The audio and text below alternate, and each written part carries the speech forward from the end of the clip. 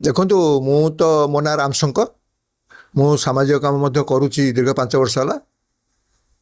ବିଶ୍ୱାମିତ୍ର ଜନସେବା ଟ୍ରଷ୍ଟର ଅଧ୍ୟକ୍ଷ ଅଛି।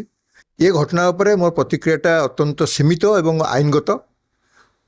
ପ୍ରଶାନ୍ତ ଜଗଦେବ ଗୋଟେ ଜାତୀୟ ଦଳର ବିଧାୟକ ପ୍ରାର୍ଥୀ ରୂପେ ଖୋର୍ଦ୍ଧାରେ ଠିଆ ହେଇଥିଲେ।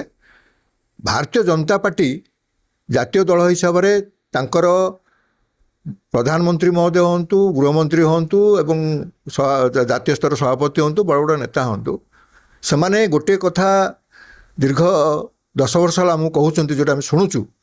କେନ୍ଦ୍ର ସରକାରରେ ସେମାନେ ଥିଲାବେଳେ ତାଙ୍କ ଅଧୀନରେ ଇଡି ଅଛି।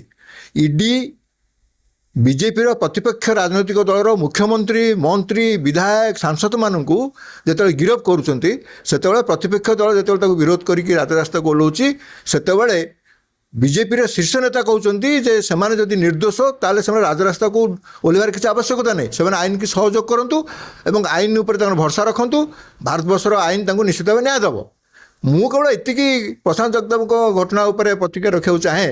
ଯେଉଁ ବିଜେପି ନେତା, ବିଶେଷ କରି ମାନ୍ୟବର ଭୁବନେଶ୍ୱର ସାଂସଦ ଅପଦା ଷଡ଼ଙ୍ଗୀ କି ତାଙ୍କର ଜାତୀୟ ସ୍ତରର ଯିଏ ଅଛନ୍ତି ପ୍ରବକ୍ତା ସମ୍ବିତ ପାତ୍ର, ଅନ୍ୟାନ୍ୟ ନେତା ଯେଉଁ କଥା କହୁଛନ୍ତି ଆଜି, ସେମାନେ ତାଙ୍କର ନିଜର ବକ୍ତବ୍ୟଟାକୁ ମନେ ପକାନ୍ତୁ। ଯେତେବେଳେ ସେମାନେ ପ୍ରତିପକ୍ଷ ରାଜନୈତିକ ଦଳଙ୍କ ମୁଖ୍ୟମନ୍ତ୍ରୀ, ମନ୍ତ୍ରୀ, ସାଂସଦ, ବିଧାୟକ ଗିରଫ ହେଲାବେଳେ କହୁଥିଲେ। ଏବଂ ମୋର ବିଶ୍ୱାସ ଭାରତବର୍ଷରେ ଯଦି ଆଇନ ଅଛି ତାଙ୍କ କଥା ଅନୁଯାୟୀ, ତାହେଲେ ପ୍ରଶାନ୍ତ ଜଗଦେବଙ୍କୁ ମଧ୍ୟ ନ୍ୟାୟଟା ମିଳିବ।